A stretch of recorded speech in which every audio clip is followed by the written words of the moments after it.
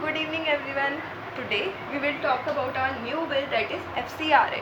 Basically ये जो monsoon session था उसमें अभी तक जैसे कोरोना वायरस की वजह से कई बार हमारी जो पार्लियामेंट थी उसको ब्रेक लेना पड़ा, कभी क्या हुआ तो बिल्स वहीं पर ही अटके हुए थे। बट अब जैसे ही मानसून सेशन खुला तो पार्लियामेंट ने इतने सारे बिल पार कर दिए कि उनकी झड़ी लग गई। तो हो सकता है आने वाली वीडियोज़ में हम बहुत सारे नए नए बिल्स के ऊपर डिस्कस करेंगे जो एक नॉर्मल एक जनरल जो पब्लिक होती है उसको मालूम होना चाहिए। तो वही ये बिल्स हैं जिस पर हम आज थोड़ा डिस्कशन करेंगे। फार्मर जिसके बारे में प्रोटेस्ट कर रहे हो उस बिल्स के बारे में तो आपने सुना ही होगा, तो उसके लिए अपडेटेड रहिएगा, वो वीडियो कल आने वाली है। तो अभी के लिए स्टार्ट करते हैं। Foreign contribution regulation act. Basically it is totally depends on the contribution that foreigners are making in India. Basically NGOs वगैरह हो गई तो वहाँ से जो डोनेशन आ रहा है उसके लिए कुछ रेगुलेशंस बनाई गई हैं। पहले का जो एक्ट था वो रेगुलेशन एक्ट 1976 था, बट उसके बाद आया 2010 और अब वाला कौन सा आ गया 2020। तो इसमें अमेंडमेंट्स हुई। अब जानते हैं वो अमेंडमेंट्स क्या आई हैं। तो सबसे पहले क्या था, पहले इसके बारे में थोड़ा बेसिक जान लेते हैं। फॉर एग्जांपल बाहर से पैसा आ रहा है तो हम उस चीज़ पे क्या क्या ध्यान रखेंगे कि वो पैसा किसी ऐसी बॉडी से ना आ रहा हो जो यहाँ पे आके मतलब ब्लैक को वाइट में कन्वर्ट कर रहा हो। सेकंड चीज़, वो पैसा किसी गलत मोटिव से ना आ रहा हो। बेसिकली बोले तो कोई बाहर की कंट्री जैसे हमारी कोई एनिमी कंट्री हो गई या एलियन कंट्री बोलूँ तो एलियन कंट्री हो गई, वो हमारे यहाँ पे पैसा भेजो जानबूझ के तक और यहाँ पे उस चीज़ को वो एज अ मैस की तरह ट्रीट करो कि यहाँ पे पैसा खिलाओ और गलत डिसीजंस फॉलो करो। फॉर एग्जांपल जैसे किसी नेता को खिला, मैं बोलना नहीं चाहती बट किसी नेता को खिला पिला रही हो बाहर की कोई कंट्री और चाहती हो कि नहीं आप ऐसा कुछ बिल लाओ जिससे हमें ये फ़ायदा हो ऐसे फ़ायदा हो। तो बेसिकली फॉरेन कॉन्ट्रीब्यूशंस को इसी तरीके से मिसयूज़ किया जाता है कि या तो बाहर का पैसा मतलब ब्लैक का वाइट में कन्वर्ट करने के लिए, कभी यहाँ की जनरल पब्लिक को कुछ ऐसे बिल्स लाने के लिए जिससे वो भड़के और देश का नुकसान हो। मतलब बेसिकली ये नहीं लिए होता है, बट कई बार कुछ अच्छे कॉज के लिए भी होते हैं। तो होते तो वो बहुत कम है एक प्रैक्टिकल अप्रोच में, बट उसी को लेके आज बात करते हैं कि FCRA ने क्या क्या अमेंडमेंट्स लाए हैं।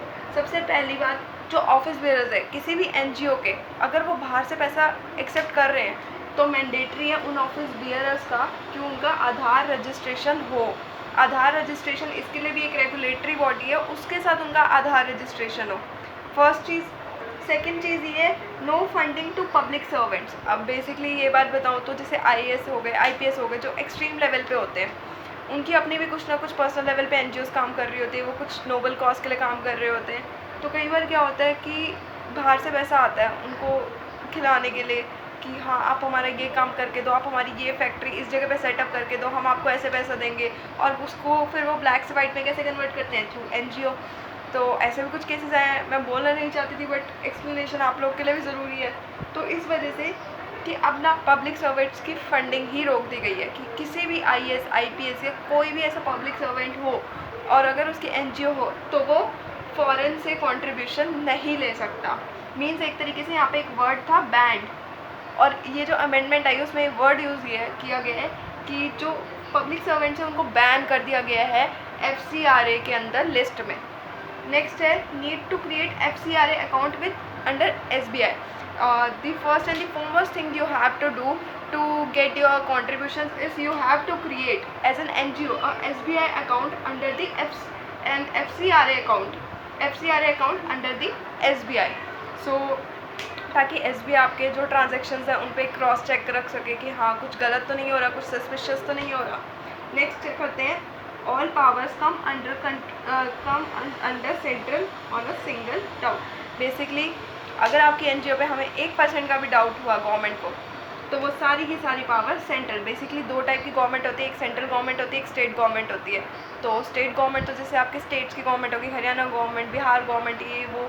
बट इसके अलावा एक सेंट्रल गवर्नमेंट है जो है दिल्ली की गवर्नमेंट। तो सारा का सारा आपका जो कुछ भी होगा वो सारा का सारा सेंट्रल गवर्नमेंट के अंदर आ जाएगा, तब तक आपको फंडिंग नहीं मिलेगी।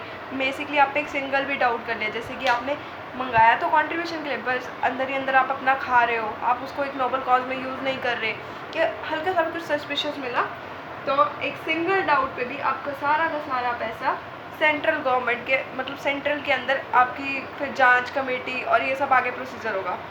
तो बेसिकली ये किया तो बहुत अच्छा गया है कि मतलब एक तरीके से ये एक बहुत अच्छा पॉइंट है कि हाँ जो पैसा इंडिया में आ रहा है उसका मिसयूज़ किया जा रहा है उसको रोका जाएगा।